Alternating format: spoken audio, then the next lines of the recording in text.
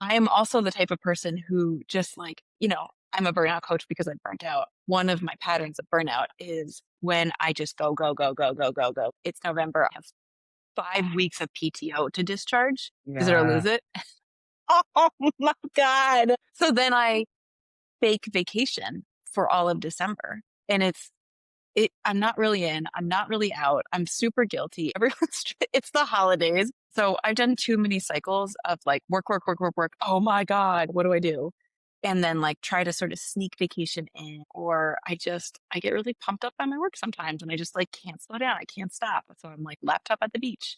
I'm like, I have so much time to think big thoughts on the beach. So this is sort of old Kim, although it comes in, but I have just been in this pattern of um, a little bit of self-sabotage vacation. I'm worried that like I haven't gotten enough done to deserve vacation. Plastic beliefs. And just over and over again. But the thing that broke me was February 2026. Hi, I'm Kim, And I'm Pancho, and this is Now That You See It. the show about the ideas hiding in plain sight, The patterns underneath the patterns. the stuff that quietly runs your life, These are the conversations you can't stop thinking about. and that you can't wait to send to a friend. Because once you see it, You can't unsee it. Hi, Kim. hey friend. How's it going? Hey. It's podcast night. It is. Yeah, it is that time of the week. Hmm. Yeah. Yeah, today we're going to be talking about you took time off last week and you came away with some some hard fought lessons about your experience taking time off, your relationship with going on vacation, and some thoughts to share in terms of how you want to do it better, what you learned as you did some reflection on that process. Yeah. Um, so yeah, I'm excited to talk through that with you, and then also kind of share whatever comes up for me. Before we get into that though, um, what do you have coming up? Anything coming up over the next couple of months in terms of workshops, events, anything like that? Yeah.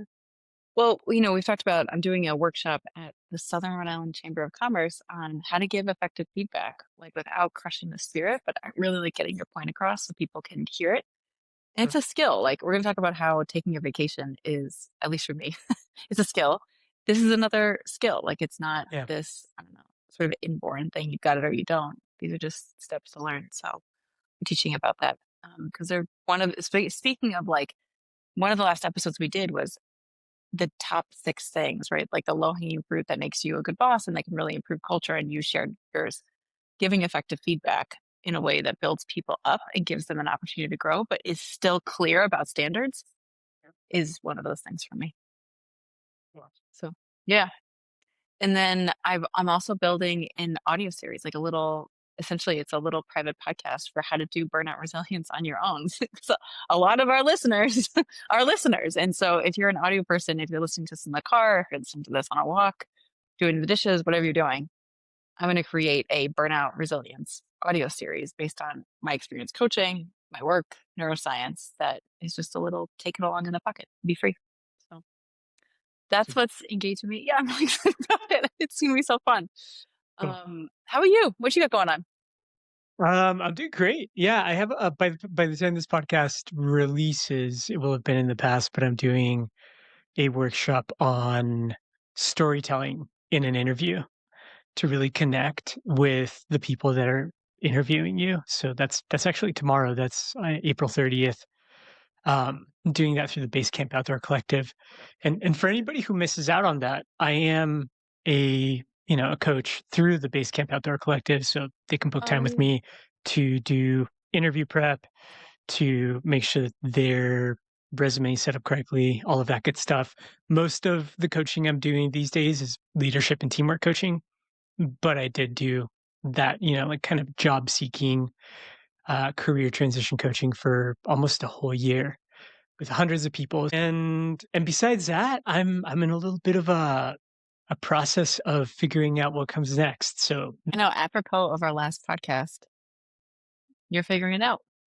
figuring So it out I'm excited for totally. you. Yeah. Yeah. Yeah. Um And before we get into our topic today, we got to remember that we have so much fun doing this, and we hope that other people like it. If you do, please like, subscribe, and comment. And like, man, I love engaging with our commenters because it's just like, oh goodness, it helps us know what hits, what feels good, what's interesting, what a miss is. Like, we love nothing more than like this whole episode is going to be. I came up with some sort of like almost brain dump framework, and Uh, immediately you were like, yeah. And so it's the pushback that's so fun. And so it's also fun from a comment perspective when we get a little bit of, how about that pushback too. We love the love, totally. but Yeah. engage. Yeah. Yeah. Go rate, review us. I do want to celebrate. I was listening to Modern Yeah. Wisdom the other day. Mhm. Listening to Modern Wisdom, did one of my probably my favorite podcast of, kind of what's out there right now. And only 1% of podcasts, I think he said 1% of podcasts make it past episode 20. And this is going to be episode 31. So, I'm glad we're here and I'm excited to keep it going and hopefully our audience keeps growing. And that's part of the, what makes it worthwhile is if people come back and say, "Hey, we valued that conversation. That was really great," which I've been getting some of. So yeah, let's keep it going. It's awesome. Yeah. Yeah, Pleasure. All cool. right. Let's talk about vacations. Let's talk about vacations. Okay, so you brought this up, Yeah. and you actually wrote about it in your newsletter. You're not good at vacations. What happened? How did vacation go that you're like, "Oh shit, I suck at vacationing." I I am like so embarrassed to admit that this is not it's not only something I'm like cutely not skilled at. It's like something that I'm disastrously not skilled at, and like it really affects other people because when you don't vacation well, Mhm. it it's annoying for the people that you're trying to vacation with. And it's Oh, also really frustrating for your colleagues who are like, "Where'd she go? Oh, is she here? Oh no, she's answering emails. Oh no, she's answering the things. Oh, she's in the document. Wait, isn't she on vacation? She's on vacation for 2 weeks. Oh, okay. Who's going to that meeting? Oh, she's in that meeting. Okay, chaos." And I am also the type of person who just like, I'm a burnout coach because I'm burnt out. One of my patterns of burnout is when I just go, go, go, go, go, go, go, go, go. It's November. I have 5 weeks of PTO to discharge. Use it or nah. lose it. Oh my God. So then I fake vacation for all of December. And I'm not really in, I'm not really out. I'm super guilty. It's the holidays. It's so I've done too many cycles of like work, work, work, work, work. Oh my God, what do I do? And then like try to sort of sneak vacation in, or I get really pumped up by my work sometimes and I just like can't slow down. I can't stop. So I'm like laptop at the beach. I'm like, I have so much time to think big thoughts on the beach. So this is sort of old Kim, although it comes in, but I Mm. have just been in this pattern of um, a little bit of self-sabotage vacation. I'm worried that like I haven't gotten enough done to deserve vacation. Classic beliefs. And just over and over again. But the thing that broke me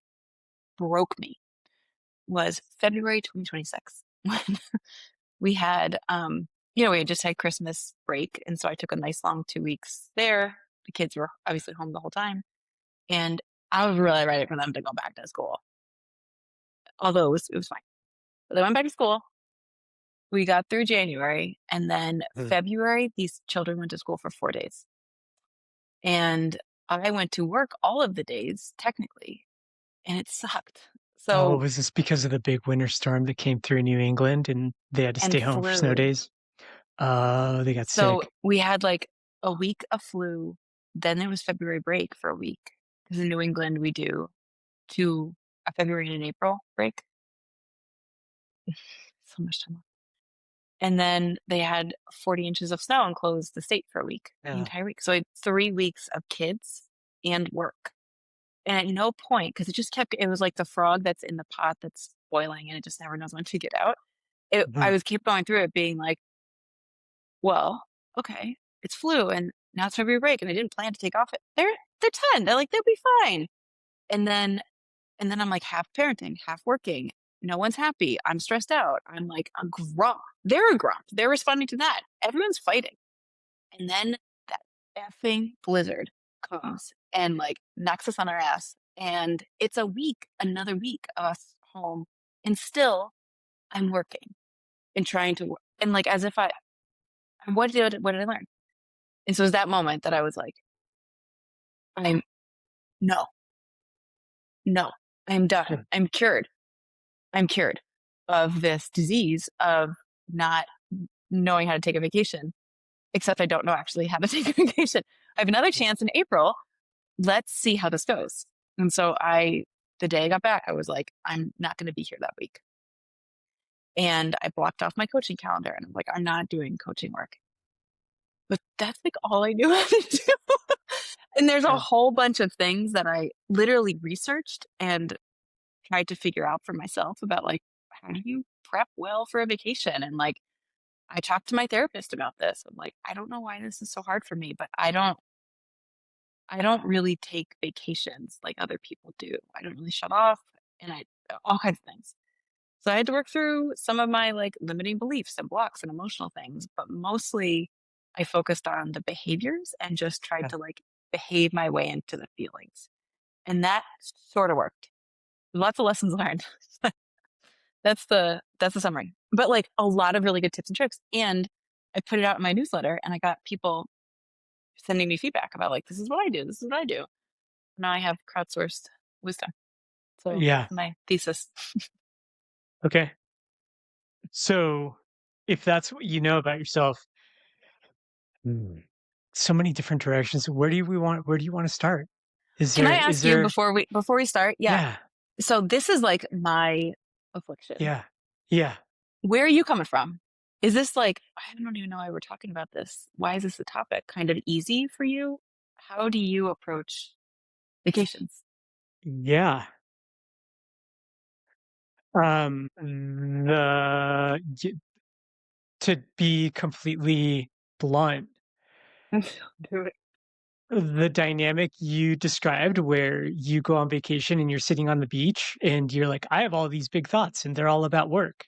And so I'm going to sit here on my laptop on the beach and work on the big picture strategy side of work now that I don't have to deal with all the tactical stuff because I'm on vacation. That sounds like somebody who's sick. Yeah. Yeah. No, it's like it's a Like real addiction to work it's and who yeah. is so overloaded during the week that it doesn't come out. Yeah. Yeah, like the quote that I can't remember who it's from. I think it comes from somebody in like Eastern philosophy or yoga, but it's not a sign of health to be well adapted to a deeply unhealthy society. So that's how it lands with me right off the bat. It's like, okay, you drink the Kool-Aid in some sense, and this is a symptom of that. I don't have this problem at all. And I think there are certain things that I've done in roles where I carry a lot of responsibility, and I'm usually working 50 to 60 hours a week when I am working to make sure that I don't have to contend with this whole dynamic.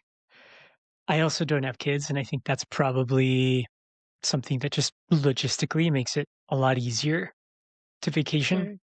to turn off responsibility without it still being turned on, essentially, in another aspect of my life that doesn't get turned off at least as easily. So So yeah, that's kinda how I'm thinking about it. I have a very different relationship with vacations. I mean, that tracks as I know you. I'm not surprised at all that Yeah. this is like not hard, not hard Yeah. and hard for me and like much more straightforward for you. And I honestly think it would be the same if you had kids that you'd be like, we're not available. No, family's Yeah. gone. Yeah. We're in the mountains. No cell service. Bye bye. Totally. Yeah. Yeah.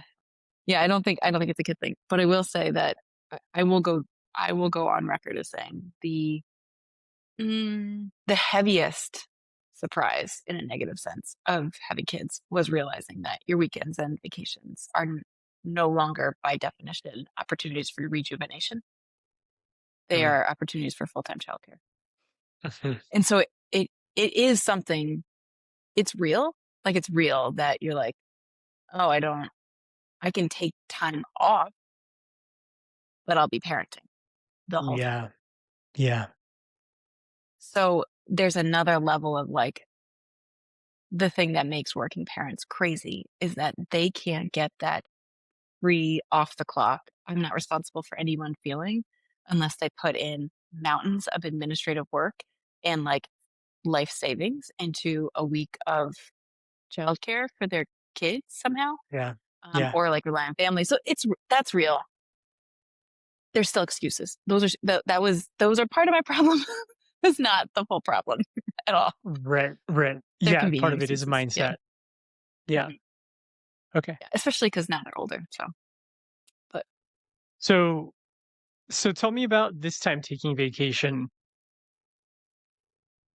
What went well? What went poorly? Like, how did you come to have this be reflected back at you so starkly? yeah. So I think my experience doing it this time is that I had to take off from two jobs, which is the first time I've ever um, done that. Like I've had two Mm. jobs for a while, coaching and a full time job, but I haven't taken a vacation while I've had both. Mhm. I've always just taken off. The coaching's still going. I'm here. So that was like a thing I had to think about. Um, that like I gotta block that in my calendar so I don't make client meetings. And so I don't take on little things. And this is, I mean, there's so many little tips and tricks that I experienced during this, but the big picture takeaway for me was I had to commit in a like, the pig is committed to the bacon and eggs breakfast and the chicken is invested. Like I had to commit, lay my body on the line to I'm going work sober this week. Nothing. So like I gotta clear my podcast feed. I No articles, nothing self-help, nothing psychology, nothing that was like could trigger me into thinking about work and like so no to any spontaneous calls that were like, can I just pick your brain for this? Or anything. Or like the meetings that I'm like, "Oh, I really wanna be at that meeting. That's gonna be so important." No, like, there's no, "It's just 1 PM on the Wednesday. It'll be fine." No, Yeah. nothing, nothing. And that was hard. It was really hard to be absolute about it, and that by itself made 100% of the difference because I really did like somatically, nervous system wise, I felt safe being like, I said no to everything. I do not have to check to be like, did I forget something? Or Yeah. like, I'm in my like sweatpants trying to clean out this whole house and I look disgusting and like, oh yeah, I said I'd be on that meeting and it's 12:55 and it's at 1 o'clock and I gotta like code switch and sort of pretend that I look okay. I mean, no, none of that. I was fully, fully, fully present with my kids or myself. Yeah. That was the biggest thing is like pig level investment in this project. And that was all of last week. Year. When's the last time you did that prior to last week?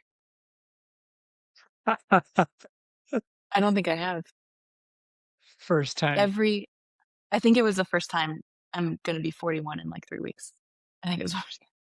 I mean, as Wow. kids, different. But because vacations are where I'm like, oh my God, time and space to like read and think. And I want to read all these books and they just make me think about work because I love what I do. So I read the books about it, whether it's health equity or coaching. And so I'm like, oh, this is great. And then I have all these ideas and then I'm just like mentally in work on it. So I had Yeah. to like be really selective about my media intake because like that is the biggest portal, sneaky portal for me. It may be different for other people. I mean, this might not be anyone's problem but me, but I really had to go pretty extreme and it was incredible. The biggest benefit is the two big benefits. One were that like my kids were the best behaved they've ever been for the entire week. They were an absolute joy to be with. And I realized like Mm.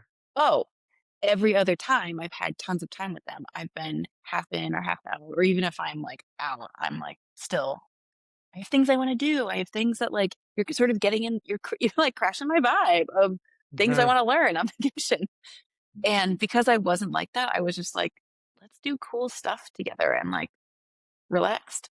They were so much chiller. I enjoyed it. It was like such a regenerative experience as opposed to like the tussle. And you're like, my God, I can't wait for this to be over. Like, go back to school. So I loved them more. Like, they loved me. We had such a better time. The whole thing was so much better because I committed. yeah, what changed for them? Like, putting yourself in their shoes, how do you think that was a different experience? Oh, I think it was a really different experience for them. Like, it could almost bring me to tears how much I'm like, oh shit, I should have done this sooner. Yeah, But like it's a big lesson for them of how the difference and like I talk about it with them too. But mm, like in the morning, I'm an early person, so I get up in the morning and I usually either read a book or do work. And in the past 2 years, I've just been doing coaching work. And I talk all the time about how much I love reading and how I can't wait to read. And the kids are used to coming down and me having a big book in my lap. And every once in a while, I'll be like, today is a reading day. I'm not going to do any work. Like, I make a big deal of it. And Oren goes, you can literally this week goes, oh, the week before last, you can just choose to read every morning. And I was like, yes, I can. Eh, yes, I can. I should probably take your advice. And like, this is no one's making me work. This is a choice I am choosing. And I can, if I really want to read every morning and it gives me such life, which it does, I can choose to figure out a way to figure this out for myself because I'm yeah. an adult. Um, so I think what changed for them is watching me become somebody who follows their own advice, like does what I tell other people to do, and like there's an integrity component to that. And I'm just like a lot more fun to be around because I'm so much calmer. And I think their entire vacation was better. Like at the end of the vacation, Oren made this video, like a documentary video of vacation with a cartoon character. And it was like things I did on April week on, spring break vacation. And it was all these little things I didn't know they noticed, like cute, fun things, like Mhm. list. And I'm like, oh yeah, you love that? That's so cool. Like we got Chinese food. And Oren loves this place. And it was like, we got Chinese food from the number two Chinese restaurant in America, which is true. It's number two on Yelp in America. It's a half mile from my house. It's amazing. I know, it's wild. Jade Buns, Rhode Island. It's amazing. And it was just like a big point. And we did this and we went in the field and we hiked and da da da. Things that I was like, yeah, we did these things, but they like really remembered them as opposed Uh, to like experiencing or surviving them, you know? it So that was was cool. vacation for them too. Yeah. Yeah, in a way Like that I don't think it has been. they got permission to go on vacation because you gave yourself permission to go on vacation. Yeah. I love that. It's a big one. It's a big one. Yeah. Okay. Um, on your newsletter, you wrote something that because you wrote about this in your newsletter. Mm. And you came up with a few different personas for people who who vacation, right? And one of them was, "Where's the off switch, Ken?" Technically on vacation, technically disconnected, still checks email only 5 times a day, responds to something daily, stresses about the deliverable or that lack of strategic plan the whole week, reboots on Monday without a beat. I think in your email you said you know this one from a first person perspective. Yeah, I gave people a quiz of like, which are you? And A was Yeah. cruise director Barbie, and just like, I'm great at vacation, like A plus. And then a bunch of other ones that are just like personas that, for various reasons, it's hard for you. And I am all three. I am like a version of all three of them at different times.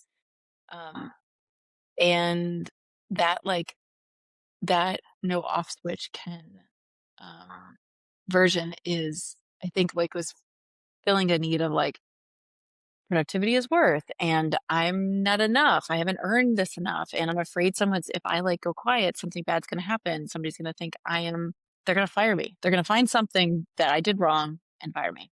Or less dramatic, Mhm.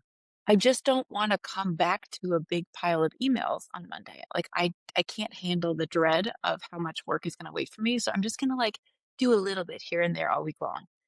And that context switching has carrying costs, has costs, friction costs that add up, that mean that all the work you've done to build up that vacation sensation of like that float just gets, Yeah.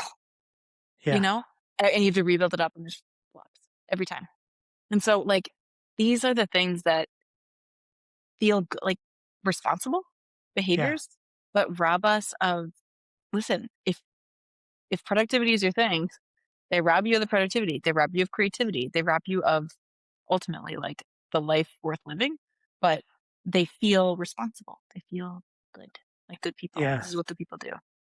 Is they don't let their teams just fly solo for a whole week. This is where, yeah, like the sickness comes to mind for me. Um, Yeah. Yeah. what's the point of working? Like, what's the purpose of having a job? I think it's Is that a different from rhetorical person to question? person, but no, I'm asking you, like, for you specifically, what is the purpose of having a job? See, this is tough because I don't think of it as a job. I think of it as a vocation. Okay, And say more. I feel like my work is my deepest calling. It's my mission. It's like why I'm on this planet. And so it's really hard for me to take a vacation from it because I love it. It's become easier over time to like literally not work on the beach. Like I did Mm. in my 20s, less so in my Yeah, 30s. But it's the point of having a job for me is like a deeply soul filling experience. And so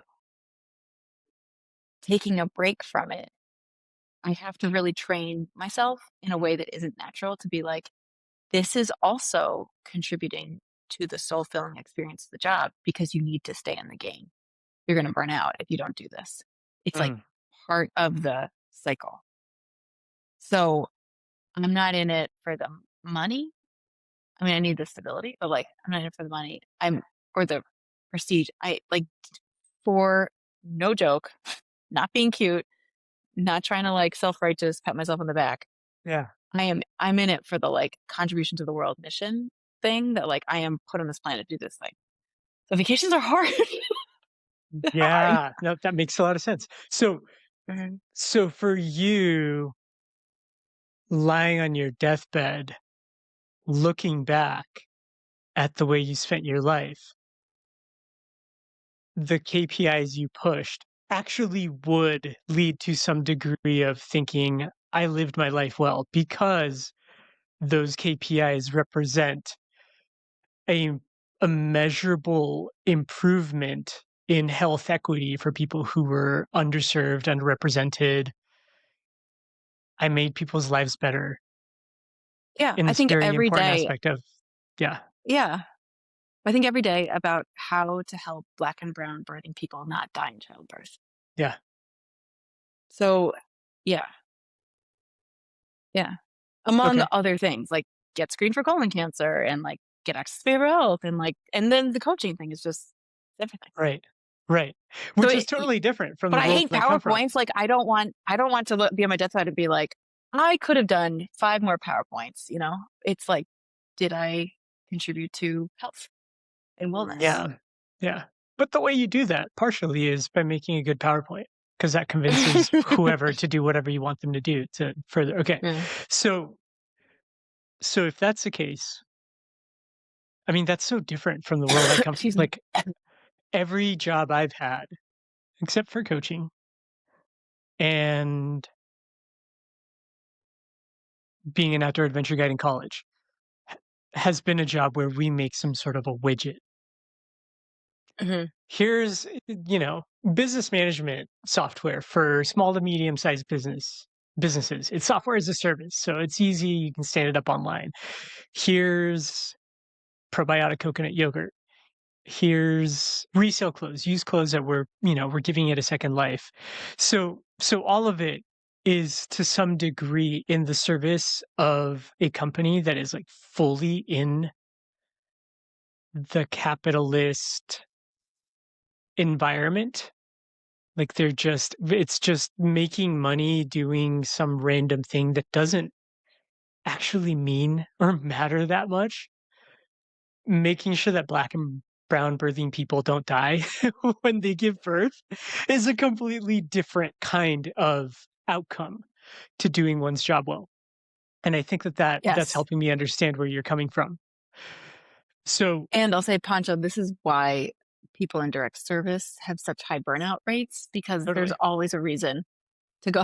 There's always a reason to not go on vacation, especially if Yeah. you're in like child welfare, you're in like clinician work, like child safety's on the line. I mean, Mhm. it's surreal. So like I have that perspective. I don't mean to equate myself to a child caseworker, which is a whole different level of like commitment to the job.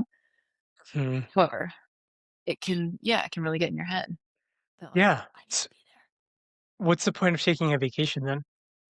there. I have learned the hard way that it is so that you can stay committed to this work and if you and bring your full self to it. Mm. If you're committed to the work, like you are the asset. That's it. Like you're not going to make a robot Kim to go do the work when you pass out from exhaustion. Yeah. You are the asset. So I have learned that like the vacations are really not negotiable and they are part of the cycle and they're preventative and it's not a choice anymore. So like one of the things I did coming out of the vacation is I booked the rest of the year of my vacation now, which I'm sure people are like, girl, it is May when this is coming out. Yeah. We all did that in January. And like, okay, listen, give me some grace. I'm just learning. I'll do better next year. But like this is new to me of really booking it all. And then you borrow the joy and relaxation that comes from anticipating a vacation, which we know is almost bigger than the vacation itself. And knowing that, okay, I can go hard here because I've already booked this time off. I'm done. I'm away and I know how to do it. So there's this like upward cycle spiral that you get I'm learning that you get into. Like once you learn the muscle movements of taking a vacation, it gets easier. You plan them in the future. And there's these natural cycles of work hard, play hard, work hard, play hard. For my entire working career, it was like work really hard, take a big gulp of air, come on down, try again, Yeah. gulp, okay, I'm good. And then like come back Mhm. down and just being like, I'm fine. I'm apoxic, but I'm totally fine. Yeah. So Huh. What I'm still what do you hearing do? you say there, though, what I'm still hearing you say, which is different from my paradigm of vacation and taking time off, is the vacation is in service of the work. Like it's a means to an end. It's maintenance, like um, it's like taking your car in for an oil change. Well, I can see why. Yes, I can see why you're saying that. It's not like my experience of it has not been that, Okay. but I think it, I think for a long time, it was at best an oil change, Yeah. mostly an annoyance, mostly a like, oh, I got to sneak away because I like, my family's going on vacation, so I got to like go with them and stuff. Inconvenience. And Yeah.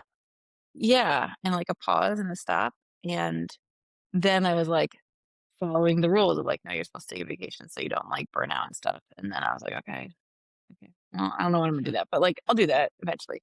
And now I really had to, I don't know, I sort of have some this is like my process. I sometimes have to hit rock bottom to be like, game's up, no more. So welcome to the new me. I love that. Okay. What are you learning now then? If it's not just an annoyance or at best an oil change. Like, Oh my gosh. how are you starting to redefine what a vacation means to you? I feel like I could be a meme, like girl whose entire personality is vacations. Vacations are great. You guys, have you heard of this thing called vacations? Like you have no idea how much your perspective changes in a few days Yeah. off of work. So for instance, um, I I knew I was gonna need something to hook me into the vacation experience and like get me to drop the work buzz quickly so I could like hit the Uh, ground running. So we had planned for weeks to split the kids into from their shared room, I don't know, 9.5 years plus the 9 months of womb mateship that they were in. So like do the math into two separate rooms. And there was no way they were gonna forget that. So and that involved like we cleaned up the entire house. Like I donated an entire garage of stuff to mm, charities and to all kinds because we cleaned everything out, junk things, da, da, da. So that took 3 or 4 days painting, like just the whole thing. Completely, completely consuming. I walked 18,000 steps in my house in one day. It was so fun. Um, but there's a future in which wise Kim, who knows how to vacation, has done this many times, does not need the like monster project to pull her away from work. yeah, It can just be like, I prepped effectively and it's time to take a vacation. I'm yeah. gonna go get a book, sit down, start vacation. But I'm I'm a neophyte. I'm not there yet. So I needed That's that, and then I read two big books, and I was like, I don't know, obsessive competitive reader, Kim. That had nothing to do with work, and that's what I needed to do. Again, there's a world in which I don't become an obsessive competitive reader so that I don't work, but this is step one. And it by the yeah, end of it, what I'm sort of building up to say is I had to do these behaviors and a bunch of other things to like make the separation from work effective and like let my body relax to be like, I told the people know, there are people going to meetings. I have all this AI stuff happening that is taking notes in meetings for me and is going to tell me what happened on Monday when I get back. Like it was sure. great. Like my reboarding was great. Copilot coming through. Um, but behavior wise, I sort of had to trust the process. And then what happened on Friday, I got a call from somebody who wanted to offer me a job in a place I have worked before. And it was like, Kim, you could make such a big difference. We need you, which is like catnip for me. Ooh, And yeah. yeah, and they're like, "There's no one else who can do this but you." Da, da, da. And I'm like, "You know," and I did it. I said no, even though I really Okay. wanted to say yes. That wouldn't have happened if I didn't have the brain space to do that. And then Yeah. on Sunday, when I was reflecting, I was like, "Okay, one of my jobs before the vacation ends was to buy the tickets for this trip and da, da, da, da, da, da, da, da, this like conference." And I looked at it 6 ways to Sunday and realized this is a pain in the ass. I love this feeling I have right now of a little bit less than enough. I don't want this to go away. I don't want us do that crazy week. So I'm just not going to go to this Yeah. conference and I'm not going to go to this other thing. And so I started saying no to all of these things that would have been pre vacation cam. Like, sure, I'll go do, I can make it work. Of course. Blah, blah, blah.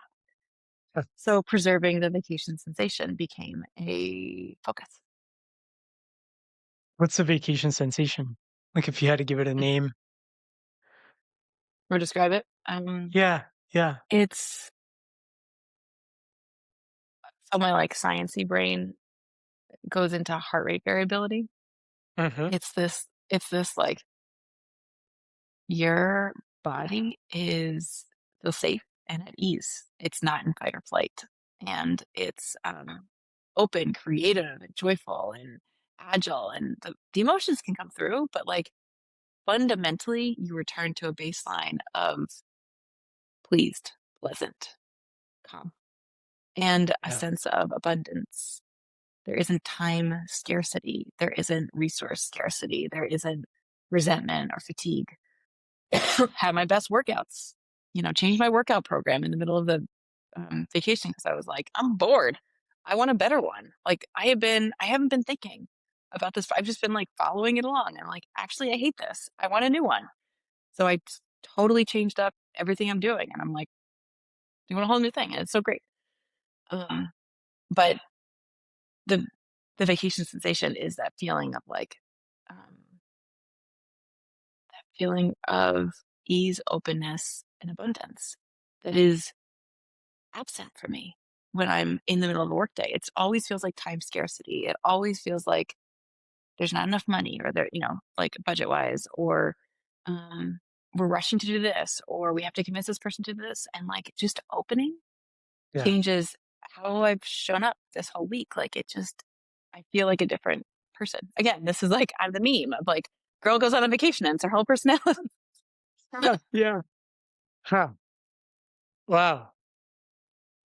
This is wild. I have such a completely different take on this Yeah. whole dynamic. One thing that even in the pre-roll, one thing that came up for me was um the idea, so in rafting and canyoneering, when you are moving downriver with a group of people, mm, it's often too loud to hear one another from more than 10 feet away because of the sound of the water, right? So it's really difficult to you look up at somebody who needs to make their way to you, you're further downstream, and to tell them what to do to get to you safely. You've already made your way through that terrain, you know what needs to be navigated, you know which way not to go, but you can't just yell up at them and tell them what to do because they won't hear you. And so there's a convention of pointing, we call it pointing positive. You point in the direction that you want people to go. So you don't point at the obstacles you want them to avoid and notice. You just tell them the direction you Mm, want them to go. And in coaching, that comes up for me when I think about people who are either running from or running to something. And every time I've taken life time off in my life, I'm running to something. I'm not running from work. I'm not running from burnout. I am running to something that is equally or more important to me than whatever it is I do for a job. And in between vacations, I make it a point to keep that thing alive so mm, that so that there is something outside of work. mhm, Um, like we talked in the last episode, if and you're saying now, like there is a dynamic available to you where it can feel like your purpose is your job. mhm, And in hearing you talk about it, it almost sounds like a trap because there's so much more to life than just mhm, having a purpose. And like this, people are gonna be up in arms about this one, but there's more to life beyond having a purpose, which is contributing something bigger than yourself. Usually that's what you hear, right? And I think it's probably true. Like, if you want to have a meaningful life, dedicate yourself to something that you truly value that's bigger than yourself. Be of service. The perspective I want to bring is if you give yourself away entirely, then did you really enjoy yourself yeah, while you had oh, this one 100%. opportunity to live a human life? Like the the child case worker is a great example. Like that's not fun. Yes, it's so important, and yes, they get tons of meaning out of it, and they have every reason to have it consume them entirely, to have it be the thing they think about 24/7, which I will go on record, I don't think that's true for anybody starting, like, an AI tech startup. Like, if you live and breathe your AI tech startup, you're missing the plot. If you're a child caseworker, okay, maybe that makes more sense, but are you enjoying your life? And if you're Yeah, not, then from my perspective, it's like, well, what's the point? And not even enjoying your life in the sense of like Danny Kahneman has, like, the narrative self and the experiencing self, and the narrative self is the, "Okay, looking back on the story of my life, am I happy and proud of what I've done?" The experiencing self is, "What is it like to be me right now?" I'm talking about, are you enjoying your life in the experiencing self version of being yourself?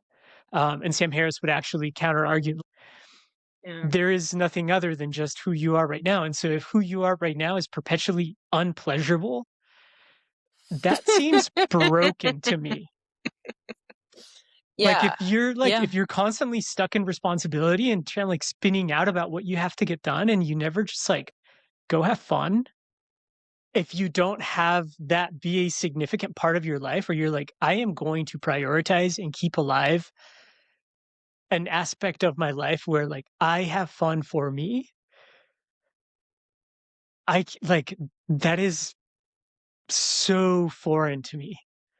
So So far. I know. I know. Your that's what's brain is coming up like, for me right now. "Pow!" Yeah, just like, Yeah. what? Like, people do this and they're okay with it? Like, when it's reflected back at them, they're like, "Yeah, this is what I wanna keep doing." Yeah.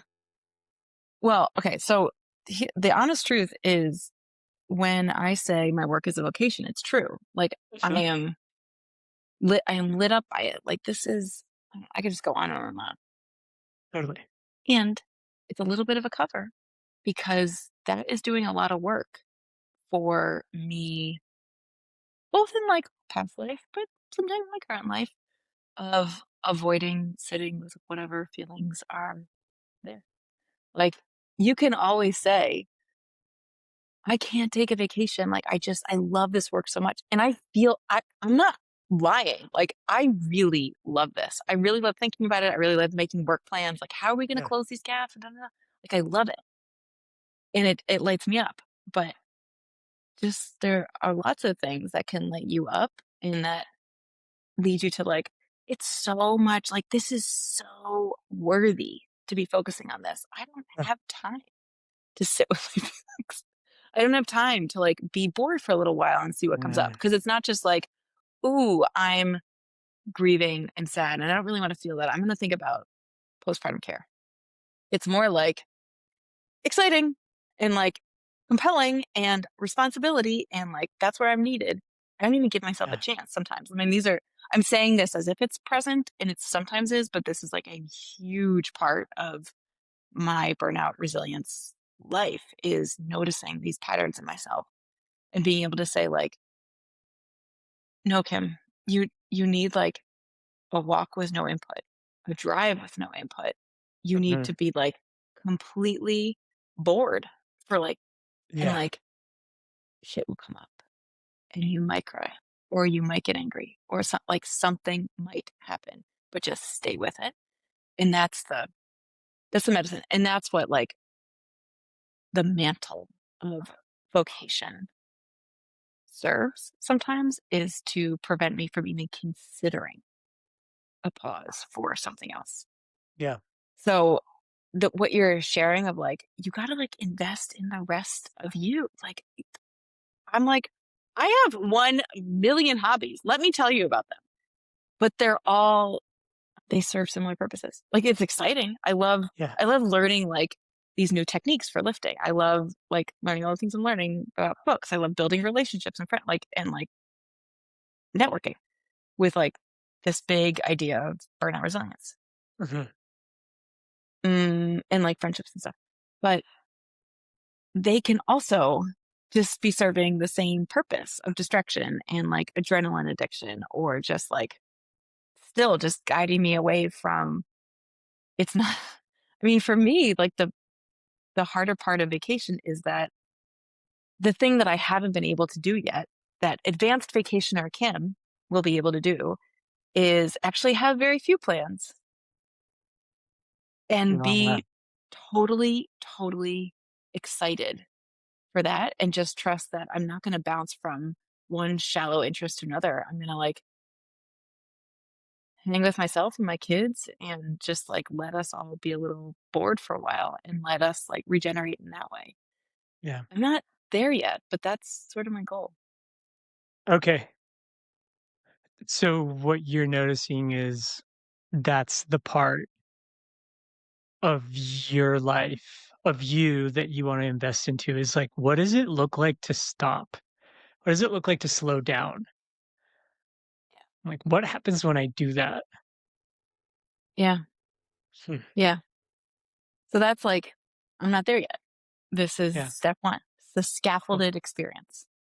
Yeah, cool.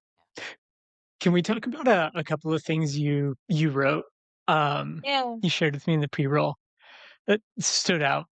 Um, "It's a bad time to take a break," or, "It's more work to take a break than to keep working." How are you thinking about that? You know, like, as a reason to not take vacation, how are you thinking about it now that you're, like, it sounds like you're having, like, a significant shift in your perspective on what a vacation could be? Oh, there's all like my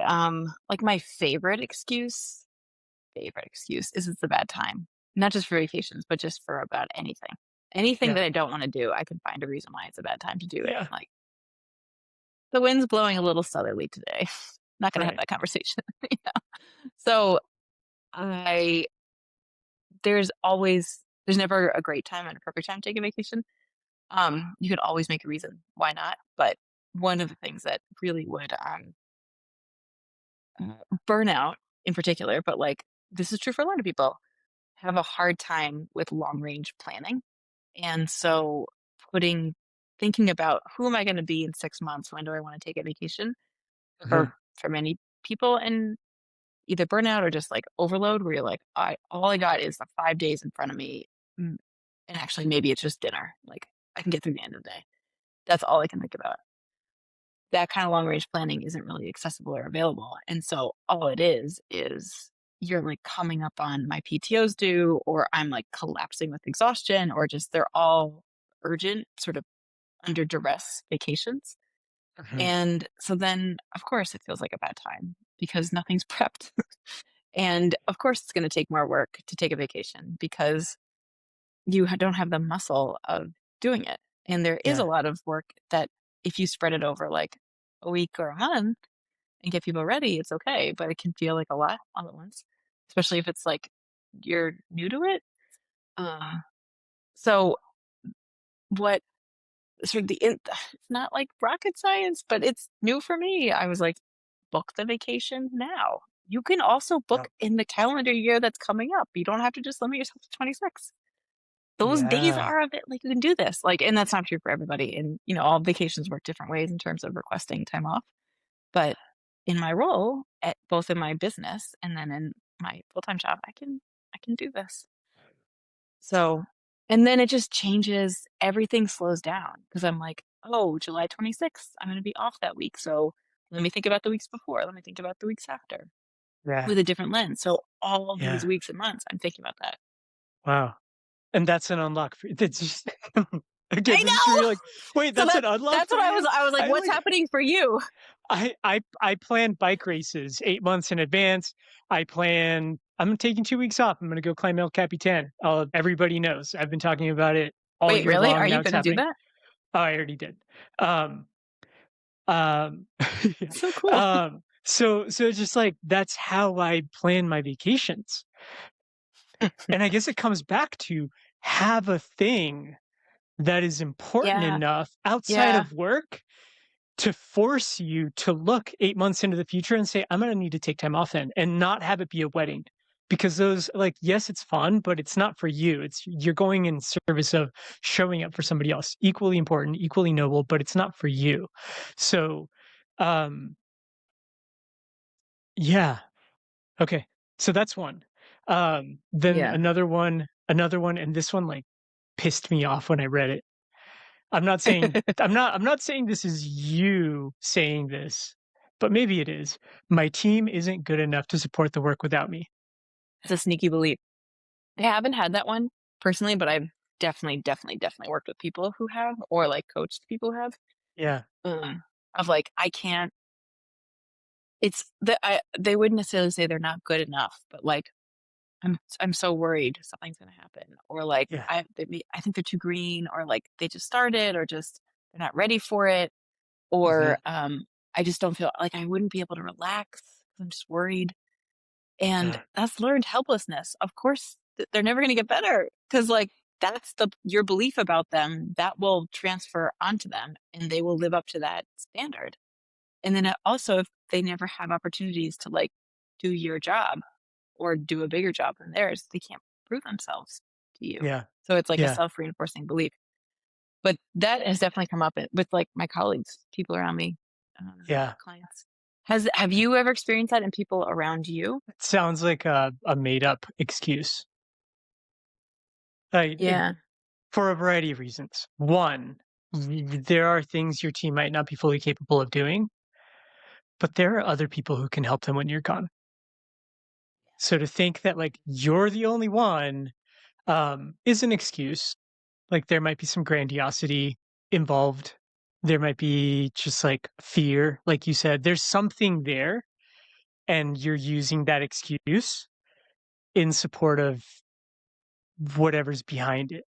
But I think that as you were talking about it, the reason it pissed me off is you shouldn't be a leader if that's what you think about your team. Like you don't Mhm. deserve the spot of leadership. The whole point of being a leader is to empower your team such that they all kick ass. And, again, going back to the episode we did on like the 6 habits of the best bosses, the whole project of being a leader is to create a team that is to some degree anti-fragile because Mhm. everybody has a sense of I can do this. I might not be able to do it by myself, but all of us put together can definitely do this. And then when we find ourselves up a creek without a paddle, like that's going to happen. And we've done it before and we'll be fine. We'll do it again. And yes, like in the moment, change is hard. And, like, and everyone plays their role in figuring out how we tackle change, but as a team, we know how to do it. And when you take one person out temporarily, everybody else can cover for that person Yeah. because we've built the working habits and the mentality to be able to do that. That's the Mhm. leader's job. So, 100%. so if you haven't, I mean, like, yeah, maybe you're, like less than 2 or 3 months into your job and you're still figuring it out, or you've got a team full of like recent college graduates. Okay, maybe then it's a little bit more of a fair point to make.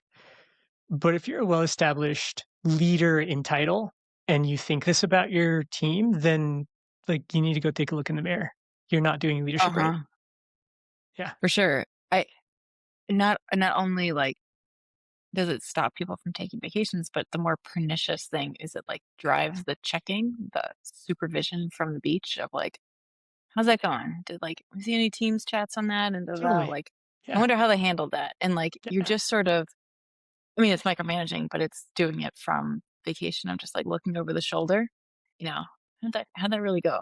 And like texting on the side, like, Belief that my team isn't good enough to do this work without me will show up in all of your behavior in some way, shape, or form. And even though they may not consciously pick up on it, they're going to pick up on it.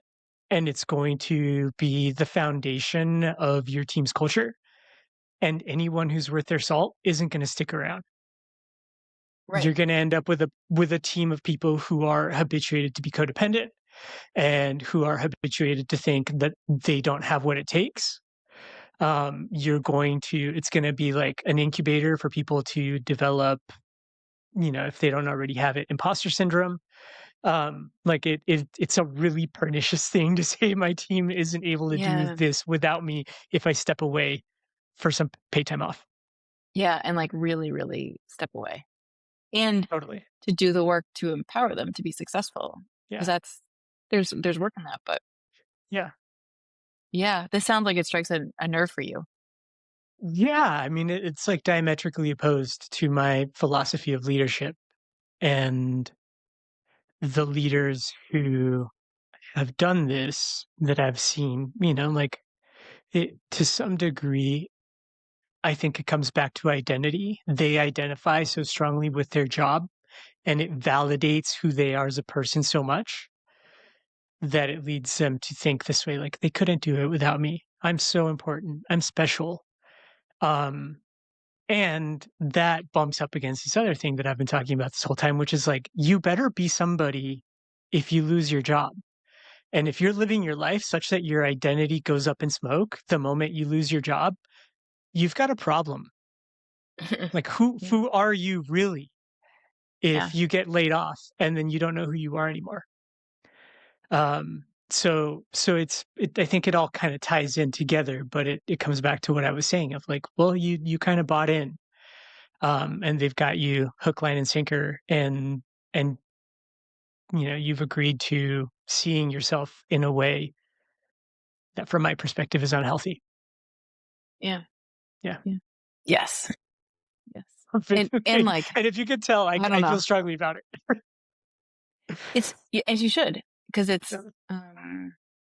it's a really quick way to crush spirits.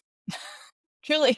Like, there's nothing that people want more than a autonomy and a sense of mastery or competence in, like, Yeah. community, but Yeah. if they have neither autonomy nor, like, a sense of mastery of their own work, like, they out. Bye-bye. And they want permission, like, just the last team I was on, like, they all wanted permission to be themselves. They weren't their job. Like, one of them loved anime and going to, like, Comic-Con and, like, doing all sorts of stuff like that. Another one was, like, full-blown Disney adult, like, just loved Disney, all things Disney, and loved her family, and I know you have opinions on Disney adults. You have opinions on Yeah. Disney adults in the way that I have opinions about people who think they're their job. Um, but but but all of them saw me have something outside of work that was important enough to take time off for, and they saw that I truly said, "Okay, like, you're in charge. I'm leaving. We've prepared for this. It's been on the calendar. We've had conversations leading up to it. We know what's important. We know what needs to be, like, what can't go underattended. We've discussed, like, what the pressure release valve is if you need to let some balls drop. Yeah, I'm leaving." So when they wanna do the same, there's no guilt about doing it because of the social dynamics Yeah. of, I belong on a team. I belong in a group of people, like the social acceptance kind of, like, lizard brain side of who they are, felt safe to be themselves outside of work. Well, to be something outside of work and to have that feel important. So You know what I'm it's not noticing? just like micromanaging, it's also like allowing people to think I get to be somebody beyond my job title, and that's allowed when I come to work. Also noticing, you just said, like, they know they can do this. They know how to do it because we do it together. When Yeah, I do it, I prep. totally. I am not sure I've been part of a team that so I think that's another thing here is that, like, you are the people around you to a certain extent. You are the model. Absolutely. And so Totally. I think a lot of people I was working with, state government, like, nobody really stopped working. And or if they did, it was this PTO crash up at the end of the year, especially like more senior employees who had just built it up and Mhm. there and also there wasn't the prep. And so Yeah. I'm realizing like, oh, what you gave to your team in doing that is not just like good that your vacation goes well and they have the opportunity to step up in leadership positions, but it's literally the muscle of how do we do this? And in the future when they go to other teams, oh yeah, this is how you take a vacation. And I'm over here being like, how do you take a vacation? Google. Because I wasn't on your team. Pancho wasn't my boss. Or, Yeah. it just hasn't been part of the cultures I've been in. Mhm. So Yeah, modeling works. totally. Okay, last one. I'm way too busy, planning is not possible right now. How's that showing up for you? Yeah. It's I've described my time in state government as like super rewarding. I had a wonderful time most of the time. But it was also like every day was an episode of Veep of it just you're like doing your job and some random thing goes wrong and all of a sudden the next 4 weeks are like crisis management for this completely avoidable nonsense PR. I mean, There are certain words that if I hear them, I still get like, "Ugh, oh my God. Remember that time when I almost lost my mind? And Yeah. I can say, I know exactly what words to say to certain people to be like, bridges, ligature risk, you know, Yeah, sure. and they'll all like shake. Yeah. And it was just, it's nuts. And there was a lot of like popcorn urgency in all of my state government positions and then in my healthcare positions. It just wasn't It's like, chill at all. It yeah, wasn't like this nice, plannable, predictable day where there's like quarterly earnings or um, like there's a rhythm to like the financial reporting or because I worked in finance before state government, where I remember in my first 5 years or so, I was like, I get it. I get what happens in March. I get that October is really busy or, whatever it is. There was less like of a predictable rhythm. And because of that, it always felt like there literally could be a crisis at any time. And there often were. And you're like, I can't. Every signal I get in this place is yeah, do not think in front of you at all. You think right yeah, here. Just do not think about months in advance unless you're thinking about like how quickly do we need to spend this bolus of federal funding that's going to go away in a year and like you got to get out the door. Like there are certain things that people plan for, but it's a very short term. All the signals are to optimize short term uh, thinking. And so that's the culture. And I don't mean like there's some long term stuff, um, multi year plans and such. Lots of planning happening, a lot of planning documents. But there's not a lot of like personal planning because you are serving this thing and truly because of the just any day could produce a thing. yeah, It's just not a culture to be like, I'm gonna plan all my vacations. Some people did it. I mean, like, I'm not saying it didn't happen. It just like wasn't really the norm. yeah. And so I carried that into, I haven't worked in state government in 4.5 years. I carried that into my role at Blue Cross. And so I haven't quite unhooked from that behavior. Right. Yeah.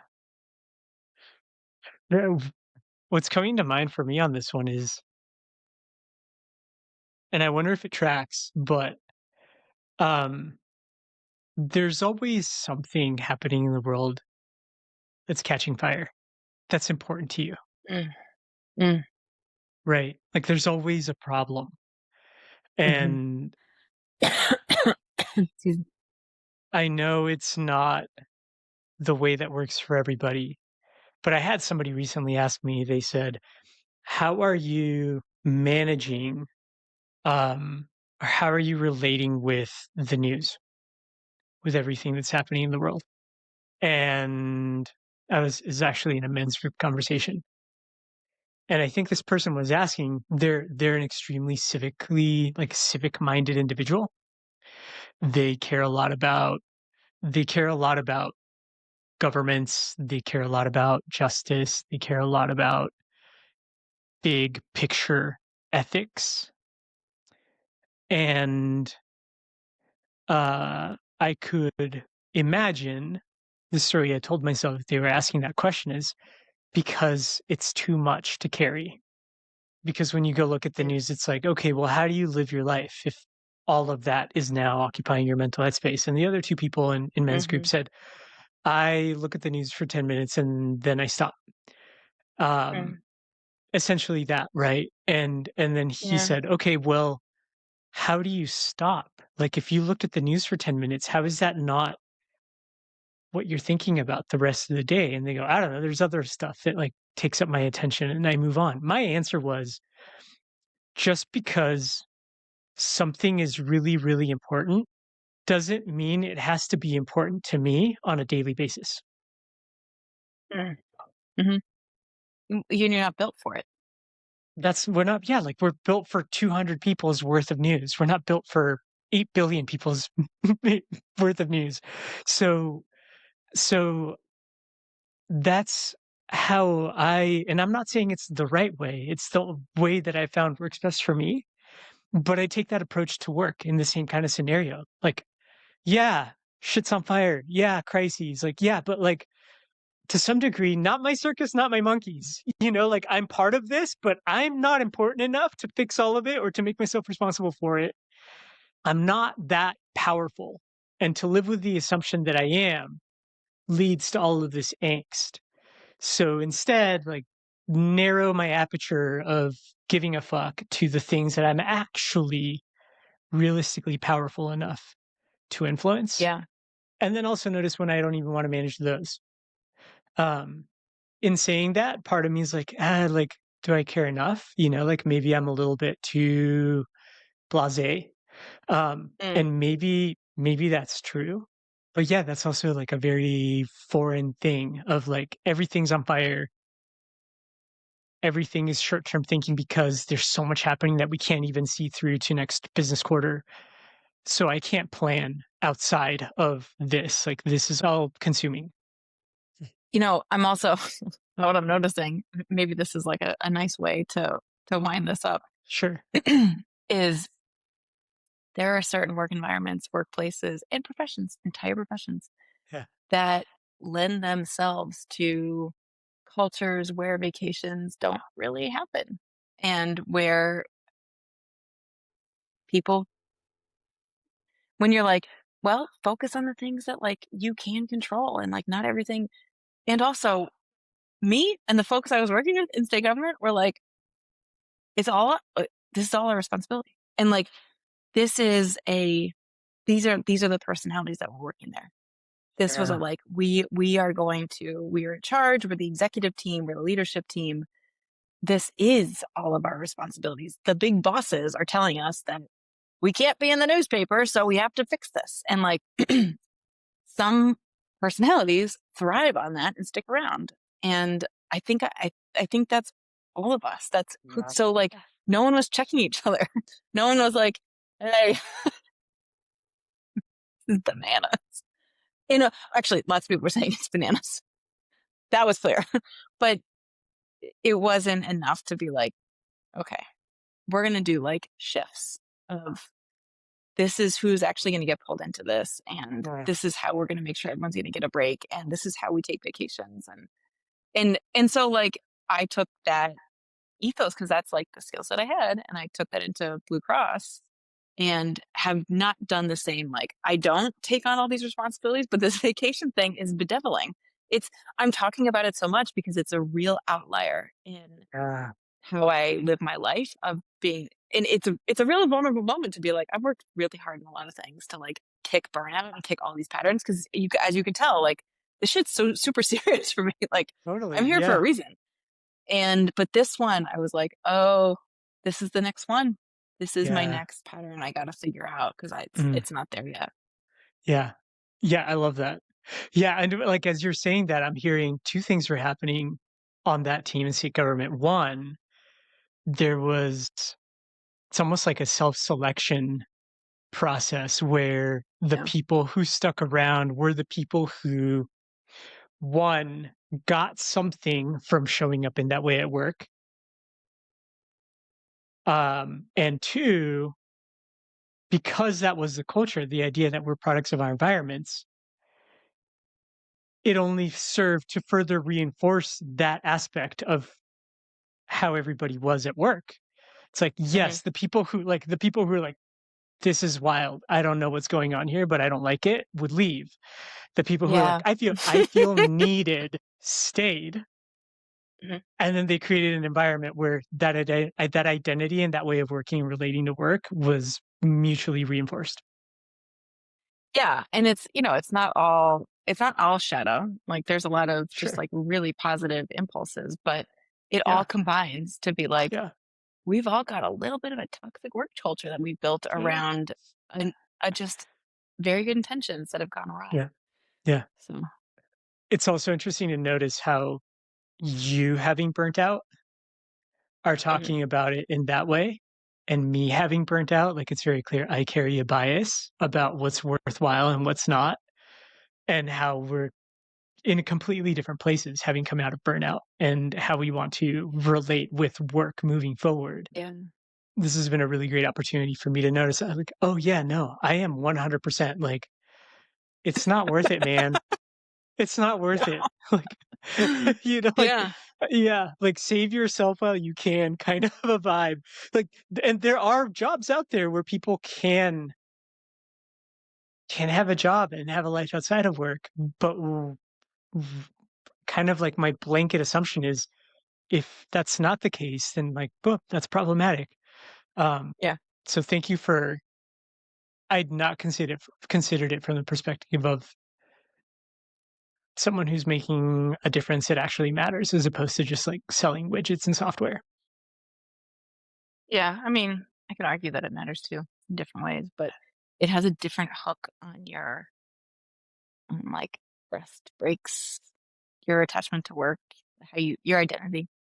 Yeah, So yeah, thank you for asking the questions you did because this I'm like super glad. Maybe the audience is gonna be a little disappointed. I'm super glad we didn't get into the tactics. Like that could be a follow up in the show notes and stuff. But this I and mean, maybe it's a part two. I don't know.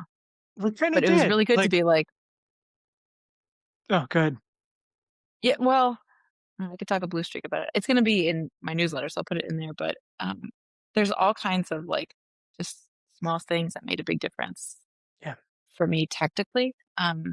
But one of the things that we covered in the pre-roll was the those things can create space, but if you aren't ready to fill that space, you're it's gonna backfire. yeah, So I figured yeah, out how to fill the space and I could create the space and it's like a work in progress. But yeah, there's a lot of emotional work that I've done to get ready for this. totally. And it's not, this is my journey. Like you had a completely different journey. Both burned Yeah, out, but like yeah, vacations are very easy for you. yeah. So I mean, just like to say we didn't deliver on the goods with the logistics and tactics, you snuck them in. I think we did. Like, one, put it on the calendar in advance. Two, plan with people that it's going to happen in advance. Three, delegate. You mentioned Copilot, like use tools to help you get caught yeah, up when you get back, right? So you like, um, yeah, I think that there were some. You sent this list. I love this list. There are some that we didn't get into. I don't so know. Is there one that you were like, "Oh, that one is a massive unlock" that you want to share before we hang up? definitely for me, it was like saying no to the small things because that's just for me. Like I'm so Yeah, susceptible to like the small intrusions. yeah, But oh, honestly, like this is the first time I was like Copilot. You're not so bad. I hate Copilot, but this is the first yeah, time I was like, you you you can stick around. yeah, So I had to do a like full summary of the week, then give me a project status with context, like what came up in conversations that were barriers, what were in blocks, where are yeah, things, and then a final take all that and make it a sorted by urgency to do list. Write this email, write this thing, da da da, so that like I didn't really have to think, and I could just be told a little bit. I blocked off my first day, so I didn't have yeah, meetings. That helped a lot. And all week I was like, I don't have to worry about the inbox. I don't have to worry about remembering what I did on Friday so that I can pick it up on Monday because I'm going to do this thing. yeah. So it helped a Cool. lot. Okay. Okay. Any final things that you want to say before we go? Um, Tons of fun. Thank you. Yeah. Yeah, So far. yeah. Yeah. This is one of the fun things that I am going to prioritize doing, even if it's not part of my job. Yeah. Well, and So, I yeah, loved what was fun for me is just learning how different we are about this. I love that totally. stuff. I know, yeah, and, like, they're both the approaches we brought were both results of burning out. Um, I think Right. the difference is you're in work that you find to be truly meaningful at a fundamental level, like, it aligns so closely with your values. Yeah. All All right, Well, friend. thank you. Have a good night. Till You next too. time. Bye.